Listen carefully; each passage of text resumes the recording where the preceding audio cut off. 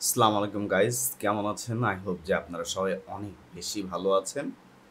যেহেতু আপনারা আমার কাছের মানুষজন, তাই আপনারা অনেক বেশি ভালো আছেন। আমিও ভালো আছি। আজকে আপনাদের বেশ ইন্টারেস্টিং একটা গল্প শোনাবো। সেই গল্পটা আর কিছু না, সেই গল্পটা হচ্ছে ইনসাফ সিনেমার ট্রেইলারের গল্প। কি তাহলে কি শুরু করব? তাহলে চলো। ঠিক আছে কাকা, উত্তেজিত হওয়ার কিছু নেই। আমি শুরু করে দিচ্ছি ট্রেইলার নিয়ে কথা বলা। তো তার আগে আপনাদের যেটা করতে হবে, আমার চ্যানেলটিকে অবশ্যই লাইক, কমেন্ট, শেয়ার এবং সাবস্ক্রাইব করতে হবে। আর সাবস্ক্রাইব করে অবশ্যই বেল বাটনটা টিপে আমার পাশে থাকবেন। তাহলেই হবে। এটা হচ্ছে মেইন সাবজেক্ট। সো বেশি কথা না বলে আমি এখনই চলে যাব তবে ইনসাফের ট্রেইলার নিয়ে কথা বলতে। চলুন। তাহলে চলো। কি হচ্ছে ইনসাফের ট্রেইলারে সেটা একটু দেখে আসি। তবে হ্যাঁ, এখানে কিন্তু একটা দারুণ মুভমেন্ট আছে। দারুণ মুভমেন্টটা কি? ফার্স্ট অফ অল, এখানে শরীফুল রাজ একদম ডার্ক ওয়ার্ল্ডের মতো একটা আহ, তুফান সিনেমায় যেমন দেখেছিলেন বা বরবাদ সিনেমায় যেমন দেখেছিলেন, খুব ফাইটিং একটা রোলে ছিল। শরীফুল রাজ ঠিক সেম ভাবে একটা ফাইটিং রোলে আছে। আর ভিলেন ক্যারেক্টার আই হোপ যে আমাদের সবার প্রিয় মুশাররফ করিম ভাইকে দেখা যাবে, তবে সেটা তামিল স্টাইলে। এটা আপনারা অলমোস্ট বুঝে গিয়েছেন, আমি আর বোঝাতে চাচ্ছি না। তবে গল্পের সাথে সাথে হয়তো সবকিছু বুঝে যাবেন। ঠিক বলেছো। কি বলেন, যাব? জানি না। চাই তাহলে।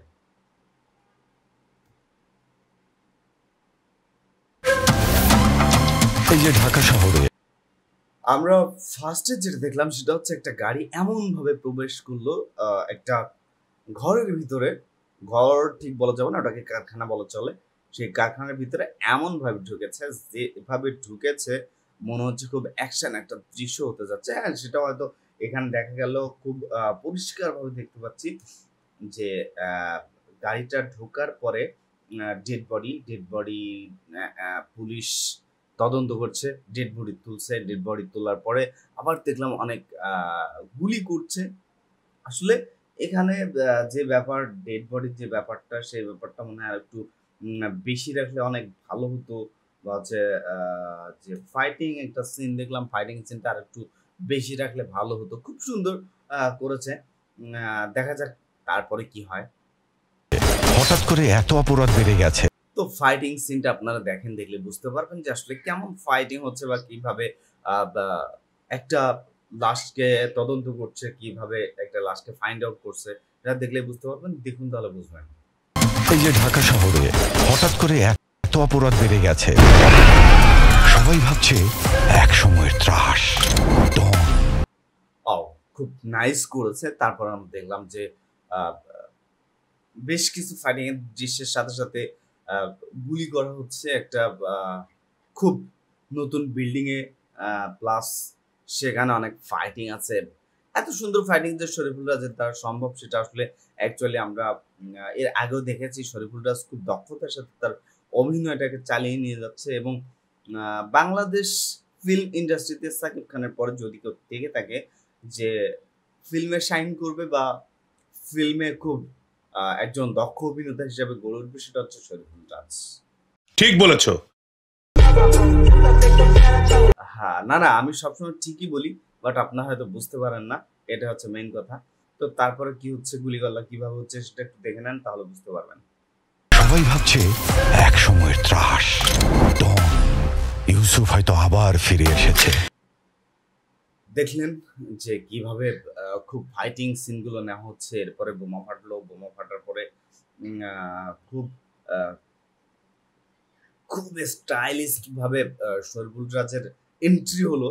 এন্ট্রি হওয়ার পরে যেটা হলো সেটা হচ্ছে যে শরীফুল রাজ ঠিক সাকিব খানকে কপি করে ওই যে একটা যে ফায়ার ফায়ার গান ছিল, সে ফায়ার গান দিয়ে ফায়ারিং করছে। এটাও একটা খুব ইন্টারেস্টিং ব্যাপার।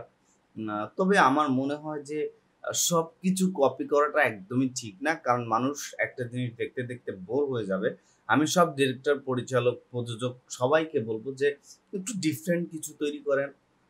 সাকিব খান একটা ফায়ারিং গান, খুব বড়সড় ফায়ারিং গান বিয়ার করেছে বলে যে আপনাকেও সেম ভাবে সেই গানটাকেই বিয়ারিং করতে হবে, এটা কোনো কোনো কথা না। ঠিক বলেছো। আর এটাকে আমি সাপোর্ট করি না, সাপোর্ট করব না। তো সেই সিনটা কিভাবে করলো সেটা একটু দেখে নেন, তাহলে বুঝতে পারবেন। এটা হচ্ছে সবচেয়ে বড় কথা।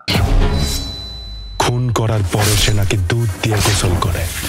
ইউসুফ কিন্তু যদিও আমরা জানি যে সিগারেট বা স্মোকিং কজেস ক্যান্সার আর স্বাস্থ্যের জন্য অনেক ক্ষতিকর। আপনি কি বলেন কাকা? আমি জানি যে আপনি এটাই বলবেন যে সিগারেট খাওয়া স্বাস্থ্যের জন্য ক্ষতিকর এবং স্মোকিং কজেস ক্যান্সার, রাইট? এটা আমরা সবাই জানি। শরীফুল সিগারেট টানছে, সিগারেট টানার পরে একটা ভারী অস্ত্র শস্ত্র নিয়ে এসে বের হলো। বাকিটা আপনারা দেখেন, বুঝতে পারবেন। ইউসুফ কিন্তু কোনো সাধারণ মাস্তান না। এটা কি 8 পর্বের ওয়েব সিরিজ? দেখলেন শরীফুল রাজ অস্ত্র নিয়ে বের হলো। বের হওয়ার পরে অ্যাকচুয়ালি কি করবে, কি করতে পারে, এই জিনিসটাও কিন্তু ম্যাটার করে, রাইট?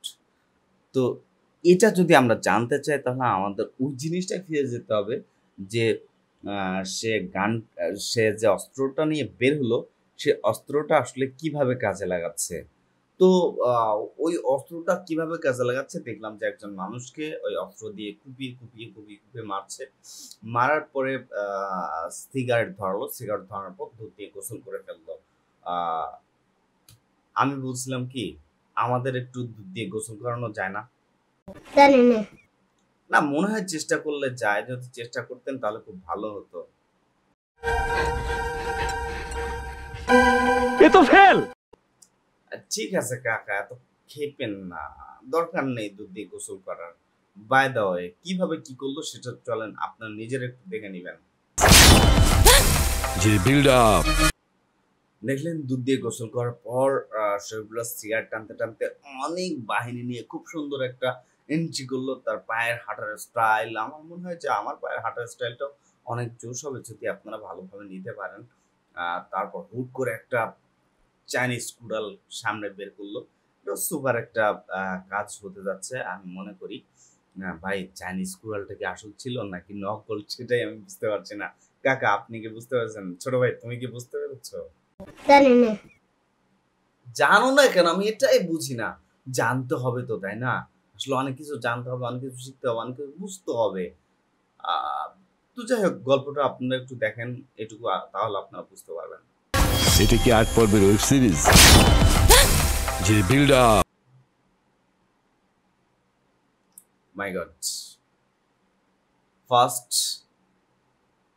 তাসনিম ফারিনের এন্ট্রি, তাও শরীফুল রাজের চাইনিজ কুড়াল দিয়ে কোপ দেওয়ার পরে তার মুখে রক্ত লেগে যায়। দেন আমরা ফারিনকে দেখতে পাই। ফারিন অবশ্য গুড অ্যাক্ট্রেস, সে নাটকে অনেক সুন্দর সুন্দর কাজ করে হয়তো আজকে সিনেমায় পা দিয়েছে।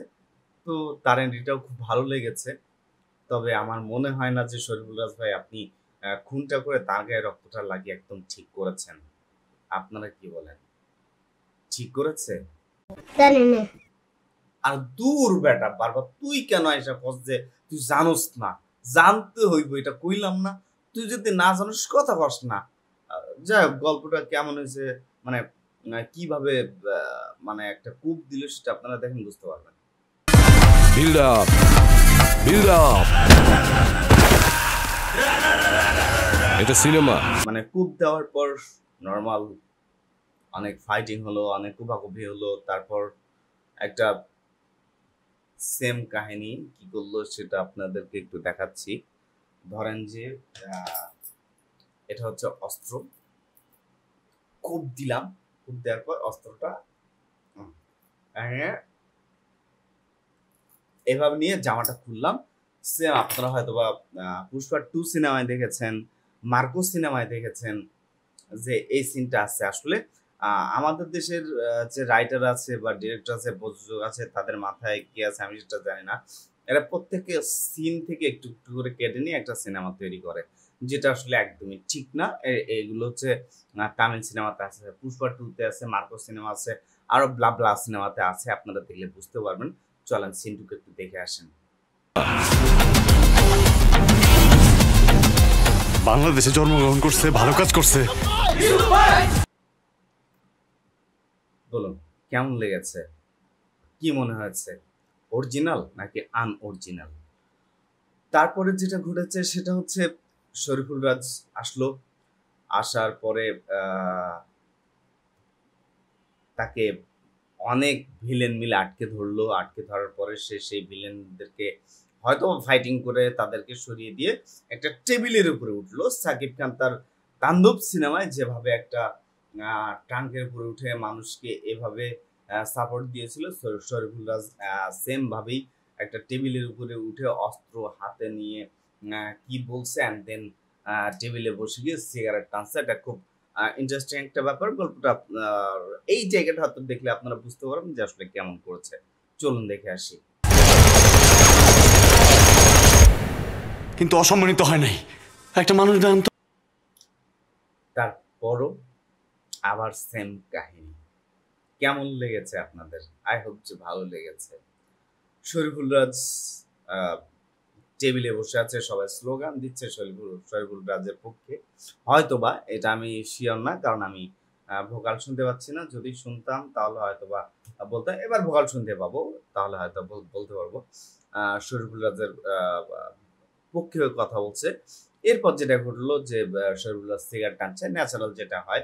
তবে সিগারেট খাওয়া কিন্তু ঠিক না, এটা আমি খেতে নিষেধ করবো একবারেই, কারণ এটা খাওয়াটা স্বাস্থ্যের জন্য একদম ক্ষতিকর একটা ব্যাপার। এই ব্যাপারটা আমি একদমই সাপোর্ট করি না আর করতে চাই না। তারপর কি ঘটলো সেই জিনিসটা আপনারাও একটু দেখে নেন, তাহলে খুব ভালো হয়। কিন্তু অসম্মানিত হয় নাই একটা মানুষ জানত। অবশেষে আমরা জানতে পারলাম ফজলুর রহমান বাবু স্যার যিনি ছিলেন, উনি শরীফুল রাজ ভাইয়ের বাবা ছিলেন। হয়তোবা তার গলায় জুতার মালা কোন একটা কারণে জনগণ হয়তোবা পরিয়েছে, তো তারপর হয়তোবা তিনি মারা যান, এমন কোনো গল্প থাকতে পারে। তারপর শরীফুল রাজ সেই খুনের বদলা নেওয়ার জন্য হয়তোবা এতটা ভয়ঙ্কর হয়ে উঠেছে, সেটা হয়তো গল্পের শেষে আমরা বুঝতে পারবো। তো তারপরে তাসনিম ফারিনের যে এন্ট্রি, ও মাই গড, আমাকে স্তব্ধ করে দিয়েছে।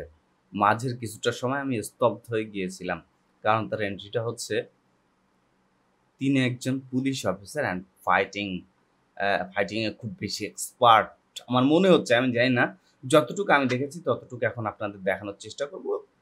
এতটুকু আপনারা দেখুন, তারপরে কথা বলছি। ঠিক বলেছ স্যার, আমি কেসটা রিওপেন করতে চাই। এই দেশে শিল্পী হওয়া কি অপরাধ? তাসনিম ফারিন আসলো, পুলিশের গাড়ি থেকে নামলো, তারপর হাঁটা শুরু করলো। হয়তোবা সেখানে একটা ফাইটিং হয়েছে, এটা আমরা দেখিনি, তবে হয়তোবা দেখবো। তারপর মিশা সওদাগরের এন্ট্রি। মিশা সওদাগর সেম আগের মতোই।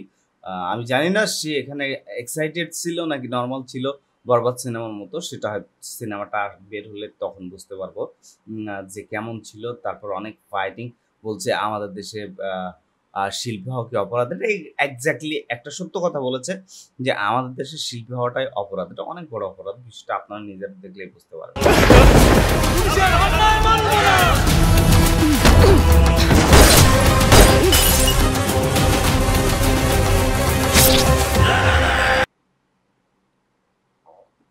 আপনারা দেখলেন, দেখার পরে যেটা হচ্ছে সেটা হচ্ছে শরীফুল রাজকে দেখানো হলো তার বাবার কবরের পাশে হয়তো শুয়ে আছে। তার বাবার জন্য তার কষ্ট হচ্ছে। অ্যান্ড তাসনিম ফারিন বের হলো, সে ফাইটিং করছে, খুব সুন্দর ফাইটিং করেছে। তার ফাইটিং আমি একদম পুরোপুরি মুগ্ধ।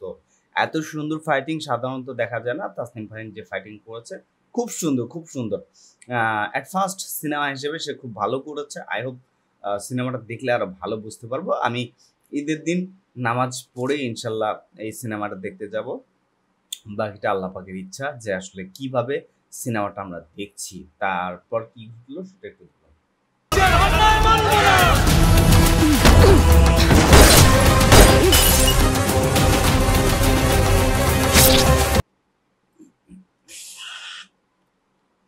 অবশ্য দারুণ কিছু ঘটনা ঘটছে এই মুভিতে। আই হোপ যে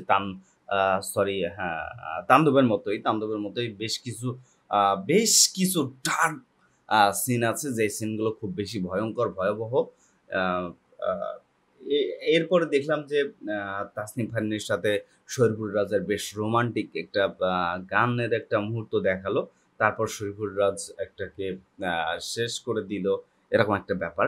তো এই ব্যাপারগুলো সিনেমাতে আসলে খুব বেশি দরকার ছিল আমাদের বাংলা সিনেমাতে, তাহলে আমাদের বাংলা ফিল্ম ইন্ডাস্ট্রি অনেক এগিয়ে যাবে। আই হোপ, আমার মনে হচ্ছে বাকিটা আপনারা দর্শক আপনারা যেভাবে বলবেন সেভাবেই হবে।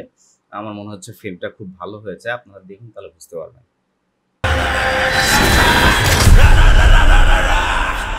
আমি অমানুষ মারি, ইনসাফ সিনেমা দেখলেন যে মানুষ মারে না। শরীফুল রাজ কি করছে, তবে এবার কিন্তু এন্ট্রি হবে কার জানেন? মোশাররফ করিমের। খুব ভালো একটা এন্ট্রি, চলেন আমরা এন্ট্রিটা একটু দেখে আসি।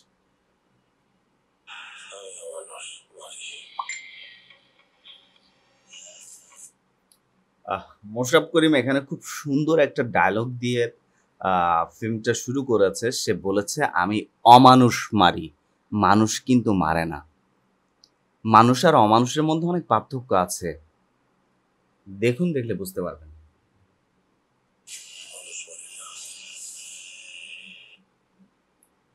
দেখলেন মোশাররফ করিম বলল যে আমি মানুষ মারি, অমানুষ মারি না। এরপর তার ফাইটিং শুরু হয়ে গেল। সে ফাইটিং না, সে ফায়ার করা শুরু করলো, কাকে যেন মারলো, অ্যান্ড এন্ডিং চলে আসলো। এটা অনেক ভালো একটা মুভি হতে যাচ্ছে।